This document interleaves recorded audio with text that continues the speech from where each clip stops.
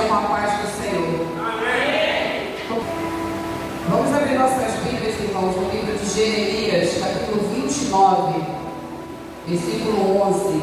Porque eu bem sei os pensamentos que penso de vós, diz o Senhor, pensamentos de paz e não de mal, para vos dar o fim que esperais. Então invocareis, ireis e orareis a mim, e eu vos ouvirei. E buscar-me-eis, e me achareis, quando me buscardes de todo o vosso coração. Amém? Senhor nosso Deus, nosso Pai, Pai do nosso Senhor e Salvador Jesus Cristo, eu quero te agradecer pela oportunidade de estar novamente na tua casa de oração para pregar a tua palavra. Obrigada porque até aqui o Senhor tem me sustentado e tem cuidado de nós neste lugar. Continua falando e bradando no meio da tua igreja nessa noite, Pai. E que teu Espírito Santo venha abrir nosso intelecto e nossa mente, para que tudo que for apregoado nessa noite fique guardado na tábua do nosso coração. Fala só, o Senhor é Deus. Fala só, Jesus Cristo é o Senhor. Aplauda o nome santo do Senhor e ainda pode se sentar. Eu gostaria que os irmãos continuassem com suas Bíblias abertas, porque nós vamos ler um pouco aqui nesse capítulo 29. Aqui no versículo 1, irmãos, está escrito assim o título: A carta de Jeremias aos cativos da Babilônia. Depois que se cumpriu na vida do povo o que o Senhor falou que iria acontecer, que eles iriam ser levados para o cativeiro, por causa da sua desobediência, porque Deus levantou Jeremias para pregar em Judá contra a idolatria do povo, para tentar trazer o povo à razão, para tentar fazer com que o povo se arrependesse e voltasse a honrar, voltasse a cultuar somente o Senhor, esquecer a idolatria, esquecer que eles se misturaram com outros deuses, esquecer que eles pecaram contra o Senhor. Jeremias pregou, irmãos, 40 anos em Judá, e mesmo assim o povo não acreditou nas palavras do profeta, e aquilo que o Senhor determinou sobre a vida deles acabou se cumprindo. Se eu fosse dar um tema para essa pregação, o tema seria o Deus que cumpre promessas, irmãos.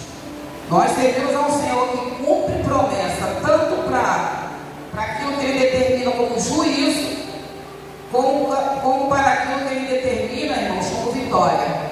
Assim como Ele diz que vai nos dar vitória, Ele dá. Assim como Ele diz que vai abrir as portas, Ele abre. Também quando Ele determina um juízo sobre a nossa vida, Ele também cumpre. E depois que o povo foi levado cativo na Babilônia pelas mãos do rei Nabucodonosor, Deus ele pede ao profeta Jeremias que escreva uma carta para o povo que está lá. Porque o povo era cativo, irmãos, mas eles iriam levar uma vida mais ou menos normal. Eles não eram prisioneiros, eles não iam ficar em cadeias. Eles iriam habitar na Babilônia, teriam casas para morar, fariam suas casas, teriam seus negócios, iriam levar uma vida relativamente normal. Eles só não poderiam sair da Babilônia. E como o Senhor mesmo tinha falado, isso duraria 70 anos.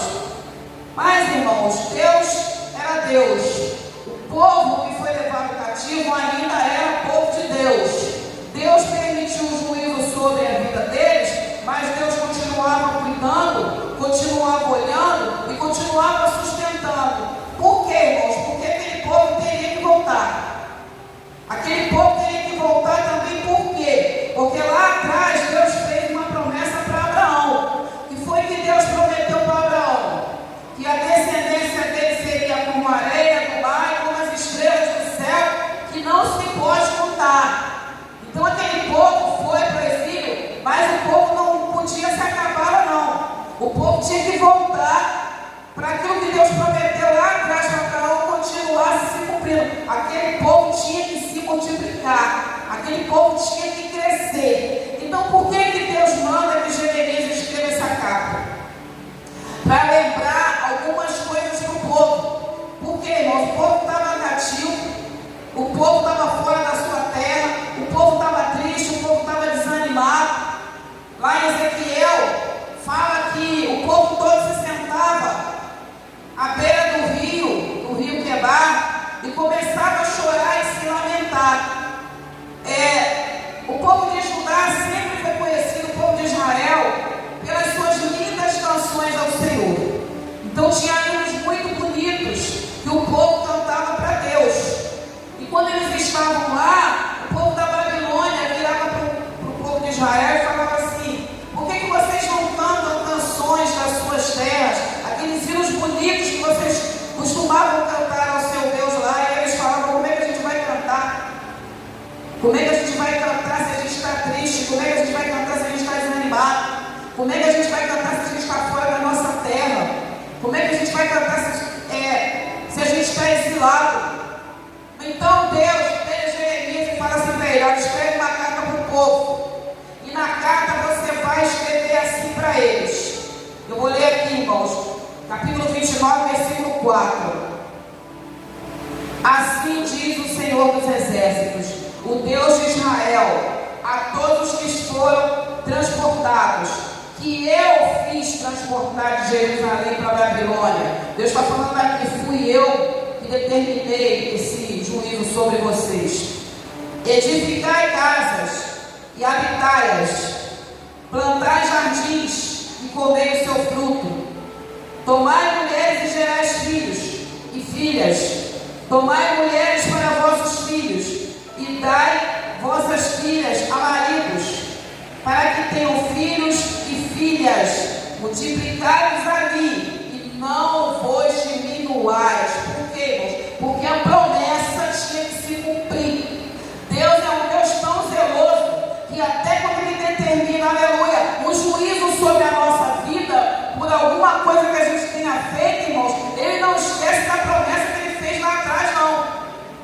Então Ele vai nos lembrar que nós temos uma promessa sobre a nossa vida. Ainda que a gente tenha pecado, ainda que a gente tenha se desviado ali naquele momento, Deus Ele quer trazer à nossa memória o tempo todo que existe uma promessa sobre a nossa vida. E se a gente se lembrar disso, se arrepender e voltar à posição, irmãos, aquela promessa se cumpre. Por quê? A Bíblia fala que Deus Ele zela pela palavra dele para cumprir. É por isso que muitas vezes, irmãos, a gente vê as pessoas que se desviam, se afastam, mas se arrependem, retornam para a presença do Senhor, se arrependem de verdade, retornam, fazem novamente uma aliança com Deus, pedem perdão verdadeiramente para o Senhor, e Deus levanta essa pessoa de novo, irmãos. Deus restaura essa pessoa de novo. E muitas vezes a gente vai falar: mas fulano saiu, fez, aconteceu, sumiu e agora voltou, e Deus aí está novamente fazendo tudo que fazia. Irmãos, Deus dela pela palavra dele para cumprir. Então, se a pessoa se arrepender de verdade, a pessoa vai conseguir retornar e exercer o ministério dela. Agora, por que Deus fala que, olha, Jeremias, escreve assim para eles, manda eles se casarem, manda eles arranjarem casa, manda eles continuarem tendo filhos e filhas. Porque, irmãos, lá no Evangelho de João, no capítulo 16, no versículo 33, Jesus fala assim: tenho-vos dito essas coisas para que em mim tenhais paz. No mundo tereis aflições, mas tende bom ânimo, eu venci o mundo. O que Deus está querendo falar para aquele povo? Olha, eu mesmo decretei esse juízo sobre a vida de vocês, mas a promessa que eu fiz na vida de vocês através de Abraão, ela vai se cumprir. Então vocês não podem se acabar aí nesse exílio, não. Vocês têm que continuar lutando, vocês têm que levantar a cabeça, vocês têm que ter bom ânimo, se casem, tenham seus negócios,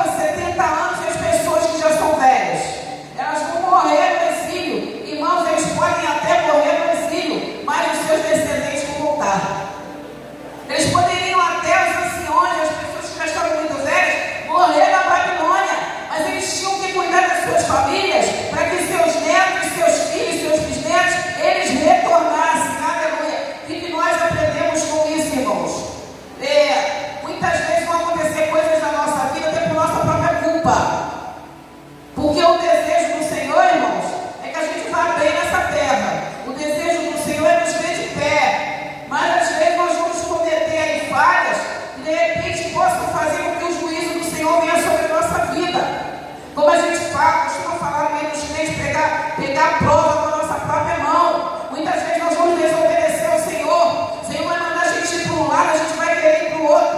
O Senhor vai falar para a gente não ir por determinado caminho e a gente vai insistir. E isso pode fazer com que a gente tenha algo muito terrível sobre a nossa vida, irmãos. Mas o que o Senhor fala para nós que somos servos, que somos filhas, que fizemos outrora uma aliança com o Senhor, ainda que momentaneamente a gente esteja em uma situação difícil, nós temos que lembrar que se a gente continuar perseverando, crendo no Senhor, a gente vai chegar uma hora que o Senhor vai nos trazer de volta.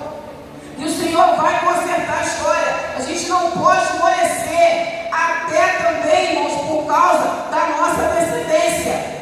Porque muitas vezes a gente quer jogar a toalha, a gente quer desistir, mas a gente tem que se lembrar que nós temos família. Nós temos filhos, nós temos filhas, nós temos netos, temos bisnetos. É muito difícil uma pessoa ser sozinha no mundo. Tem pessoas do nosso lado. Ah, mas a pessoa sozinha que não tem ninguém, que não precisa lutar por ninguém. Irmãos, às vezes nós pensamos que nós não temos ninguém, mas a Bíblia fala que nós estamos rodeados de uma grande nuvem de testemunhas. A partir do momento que a gente aceita Jesus, começa a andar na presença do Senhor, nós estamos rodeados de uma grande nuvem de testemunhas, como fala Paulo, observando a nossa vida. Pastora, tem gente observando a nossa vida? Tem, irmãos. Tanto para falar bem quanto para falar mal. Aceitou Jesus, entrou na igreja, começou a ser observado, sim. Por mais que a gente finja que não está vendo, por mais que a gente não ligue, por mais que a gente continue levando a nossa vida, tem pessoas nos observando. E é bom, irmãos, que a gente possa dar um bom testemunho. Ah, eu tenho obrigação de dar testemunho? Temos sim, irmãos, porque nós temos uma obrigação de honrar quem nos honrou. Nós temos a obrigação de honrar o nosso Senhor Jesus Cristo, sim, por gratidão a tudo que Ele fez por nós, por gratidão a Ele ter nos tirado da mão de Satanás. Nós temos sim obrigação de andar nos estatutos e andar nos mandamentos do Senhor, sim, para que tudo vá bem na nossa vida, irmãos. Nós somos sim testemunhas do Senhor nessa terra. Então é bom que a gente honre aquele que nos honrou, em gratidão a tudo que Ele fez por nós e também tem feito pela nossa casa. Então Deus fala: ó, vocês não podem morrer mais filho, não. Tem uma promessa que eu fiz lá atrás na igreja de Abraão. Vocês são povo de Abraão, povo separado, descendência de Abraão. O que eu prometi para ele tem que se cumprir. Vocês têm que se multiplicar. Então levanta essa cabeça, mesmo no exílio, se animem, aleluia, assim diz o Senhor. Está difícil, irmãos, está apertado, o negócio está esquisito, está tendo aflição, mas como Jesus falou, tem de bom ânimo, eu venci o mundo. E aquele que serve o Senhor, irmãos, tem uma hora também que vai vencer.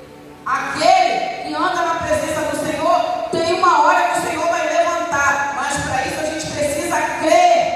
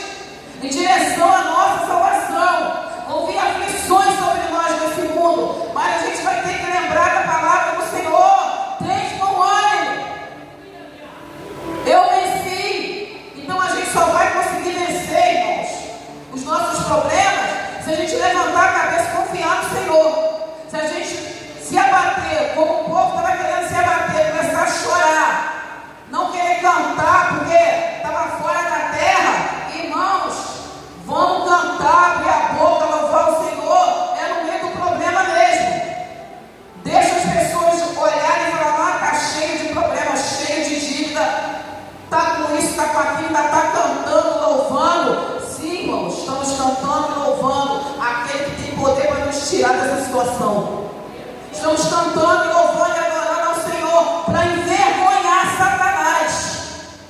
Para a gente não dar honra a quem não merece honra. Para Satanás não achar que jogou a gente por terra. Para Satanás não achar que entrou no nosso caminho e a gente vai ficar infeliz, maldizendo o Senhor, não. Aí a gente vai cantar bem alto, vai louvar bem alto, vai glorificar bem alto, para Satanás ser envergonhado e saber que a gente vai ter bom ânimo nas aflições e nós vamos vencer como o Senhor venceu. Então o Senhor fala, escreve uma carta para esse povo, anima esse povo, fala para eles continuarem na vida deles, mesmo agora que eles debaixo de erro foram castigados, mas eles têm que levantar a cabeça, porque o que eu prometi eu vou cumprir, eles vão voltar. Podem até morrer alguns, mas tem família, irmãos. Muitas vezes a gente não vai querer até desistir, porque a perseguição é muita e às vezes é difícil, irmãos. Louvar e adorar o Senhor na falta e no choro. Mas se a gente tiver família, se a gente não quiser fazer isso por nós, vamos fazer pela nossa casa. Vamos fazer pela nossa família. Muitas vezes, irmão, a gente vai estar cansado na madrugada. A gente vai querer chegar, deitar. Só, irmãos, que todas as vezes que a gente estiver cansado, a gente quiser deitar, sem orar, sem entregar a nossa casa para o Senhor, vamos lembrar dos nossos filhos. Porque muitas vezes, irmãos, os nossos filhos só estão de pé por causa das nossas orações. Os nossos filhos ainda estão de cabeça erguida nessa terra por causa das nossas orações. Os nossos filhos só não caíram na peleja, aleluia, por causa das nossas orações. Então, irmão, se a gente está cansado por nós, vamos levantar a cabeça e vencer o cansaço pelos nossos. Hoje é culto da família. Ah, pastora, mas os meus filhos nem ligam para mim. Os meus filhos não dão confiança. Os meus filhos nem acreditam em Jesus. Não tem problema não, irmãos. Ainda que os nossos filhos não frequentem a casa do Senhor, mesmo assim nós vamos manter a aliança por eles. Ainda que nossos filhos muitas vezes não deem valor ao que a gente prega, a gente vai continuar mantendo a aliança por eles. Porque existe uma promessa sobre a vida, irmãos, de todo aquele que aceita Jesus. É como falou Josué, eu não sei quanto a vocês, se vocês vão continuar honrando esses deuses aí dos amorreus, mas eu e a minha casa serviremos ao Senhor. Eu, como Josué fala, eu vou continuar na mesma direção, eu vou continuar obedecendo a Deus, eu e a minha casa. Eu não sei o que vocês vão fazer, se vocês vão adorar a Deus ou se enrolar com os deuses de Canaã. Eu e a minha casa serviremos ao Senhor. Como Paulo sempre fala, essa passagem de Paulo, quando o carcereiro fala, o que eu faço para ser salvo? E Paulo fala para ele, crê no Senhor Jesus, será salvo tu e a tua casa. Então, irmãos, quando a gente aceita Jesus, a promessa do Senhor é só sobre a nossa vida, é também sobre a nossa casa. E se a gente insistir em orar e perseverar, irmãos, ainda que eles não acreditem, Deus vai guardar eles por nossa causa. Deus vai guardar eles por causa da nossa oração. Deus vai ser fiel a nós. E Deus fala para eles, fala para Jeremias, escreve essa carta, e para que eles não esqueçam que eles vão voltar, e eles têm que se multiplicar. Manda eles levantarem a cabeça. E assim o Senhor fala assim, casem, façam casas, façam plantação, segue a vida. Irmãos, eu não sei o que você está passando, pelo aperto que você está passando, mas levanta a tua cabeça e segue a vida. Continua servindo a Deus, continua trazendo ao seu coração as promessas do Senhor. Deus tem promessa para todo aquele que tem uma aliança com Ele. Mantenha a sua aliança com Jesus Cristo, porque uma hora esse negócio vai virar. A Deus Ele cumpre promessa, Jesus também cumpre. E aqui, irmãos, no capítulo versículo 7, procurai a paz da cidade, para onde vos fiz transportar, e orai por ela ao Senhor, porque na sua paz vós tereis paz. Porque eles foram para a Babilônia e ficaram espalhados pela Babilônia. E Deus fazia em Jeremias, fala para eles que aonde eles ficaram, tiver problema lá, para eles orarem pela paz naquele lugar. Porque a Babilônia era um lugar assim, irmãos, meio atribulado, né? Era um grande império, tinha muita idolatria. Então era um lugar que não era muito pacífico. Qualquer hora poderia estar estourando guerra ali por perto. Então o Senhor fala o quê? Onde vocês estiverem, não se revoltem. Na cidade para onde vocês forem, não se revoltem contra o povo da Babilônia. Procura viver em paz. Porque realmente, irmãos, tinha gente no meio de Israel, o povo de Judá, que gostava de uma revolta, gostava de uma guerra. Tinha pessoas que foram levadas, mas que queriam lutar ainda pela liberdade. E Deus falou assim: é momento de paz. Aonde vocês forem, o lugar onde colocarem vocês, olhem por esse lugar, porque se lá tiver paz, vocês também vão ter. O que o Senhor estava mandando falar para o povo de Israel? Irmãos, vai ter lugares que a gente vai ficar, que a gente vai sofrer embates, principalmente quando a gente é crente. Pastor Moisés costuma falar que quando tem crente, irmãos, estoura uma briga, sempre sobra para o crente. Satanás já mira o crente para jogar o crente no meio da confusão. É por isso que quando a gente vê alguma coisa, a gente até sair de perto, porque vai sobrar. Então, Deus fala o que para eles? Olha, o lugar onde vocês ficarem, procurem viver em paz. Eu sei que vocês estão revoltados, vocês estão chateados. Eu sei que no meio de vocês tem homens de guerra, homens de batalha, homens que gostam de puxar a espada, homens que gostam de enfrentar, mas o momento é de paz. Então, irmãos, aonde o Senhor nos colocar em determinadas situações, ainda que a gente esteja no meio do inimigo, vai ter horas que não é para a gente entrar em embate, vai ter horas que a gente vai ter que orar para que aquele lugar tenha paz, para que a gente também tenha. Porque Deus tem um propósito com a gente ali naquele lugar. Vai ter lugares que o Senhor vai permitir que a gente vá, vai ter lugares que o Senhor vai permitir que a gente habite. Mas, irmãos, assim, o que o Senhor está falando para a gente? É momento de paz. Ah, mas Senhor, mas o povo aqui é de guerra. Então começa a orar para jogar a guerra por terra. Não vai ser momento da gente também entrar em guerra. Se a gente vê a guerra, a gente também entrar em guerra, irmãos, a gente vai sair no prejuízo. Por que eles iam sair no prejuízo? Porque eles eram minoria na Babilônia. Se eles entrassem embaixo do povo da Babilônia, o povo da Babilônia acabava com eles. Porque eles eram minorias, eles eram exilados. Então, para exilado não tinha lei, eles poderiam até morrer debaixo da espada do povo da Babilônia. Então, irmãos, tem momento que é para a gente orar. Eu sei que tem lugares, tem pessoas que às vezes nos afrontam. Tem lugares que a gente está, que as pessoas se levantam na nossa vida, a gente tem que voltar de bater para o embate e para o embate também. Mas tem situações, irmãos, que a gente tem que orar.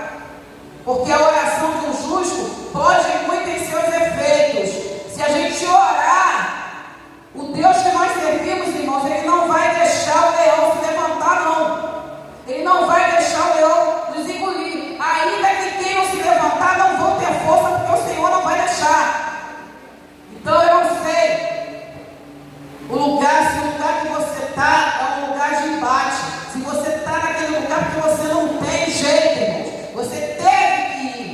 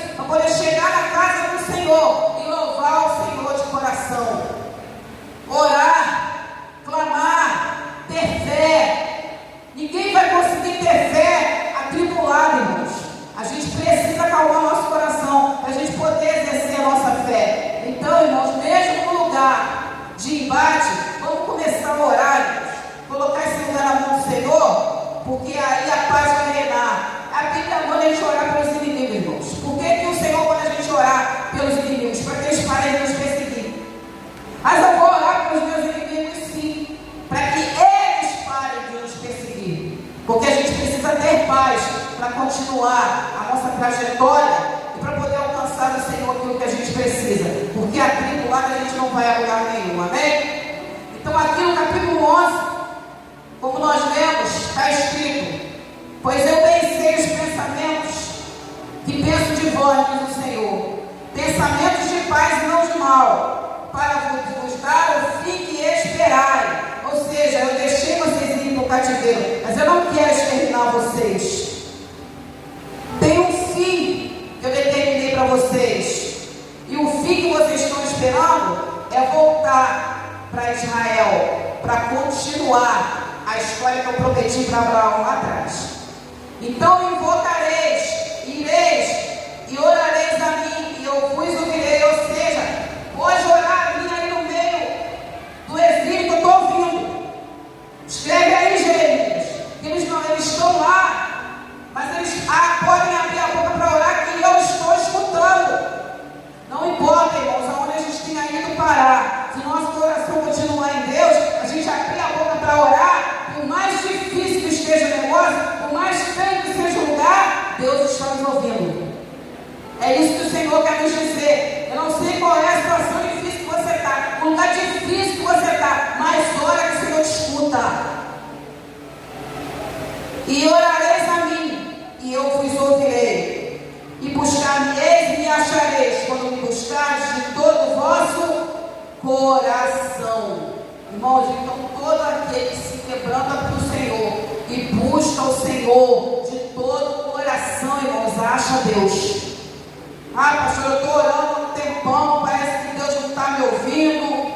Eu já pedi de novo. Estou nessa situação há um tempão, parece que nada muda. Irmãos, joga seu coração na presença do Senhor. Acredita no que você está pedindo para Deus. Porque muitas vezes a gente abre a boca e a gente precisa acreditar no que a gente está falando. As palavras não tem que sair só daqui, tem que sair daqui. Porque a gente tem que pedir, a gente tem que acreditar naquilo que a gente está pedindo.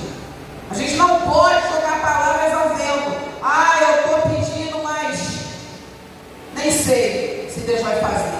Ah, eu estou orando, mas acho que Deus não está nem me ouvindo. Ah, eu estou pedindo, mas eu acho que é uma coisa muito grande para Deus me dar. Irmãos, se não buscar de todo o coração, realmente não vai conseguir não.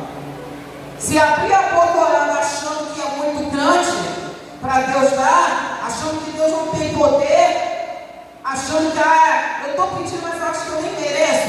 Irmão, se você acha que você não merece, como é que Deus vai dar? Se a própria pessoa está achando que não merece, o que Deus vai dar? Então, quando o Senhor fala, buscar-me-eis e me achareis quando me buscar de todo o vosso coração.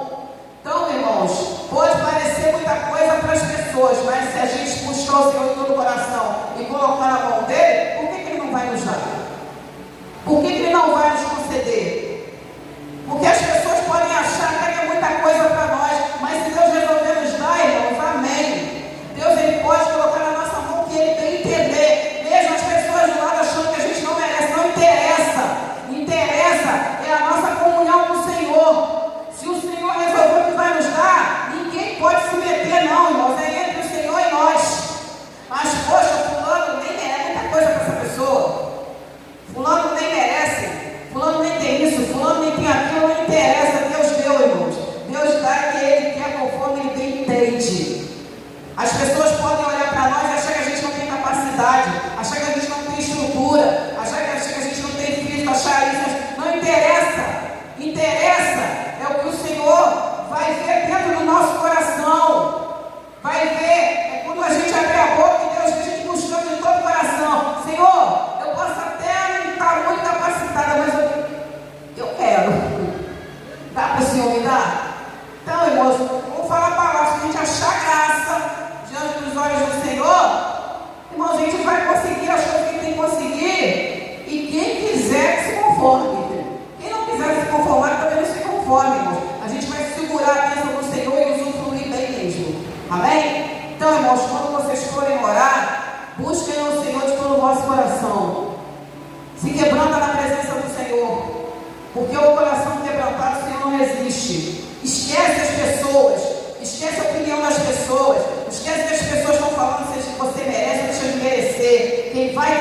determinar se você vai conseguir ou não é o Senhor. Então busca o Senhor em todo o vosso coração. E não esqueça, mesmo no aperto, tem uma promessa sobre a nossa vida. Tem uma salvação que a gente tem que alcançar. A gente pode até estar no aperto no momento, mas Deus vai nos arrancar de lá. Se a gente continuar guardando a promessa do nosso coração, tem um céu para a gente morar. Amém? Vocês possam ficar com essa palavra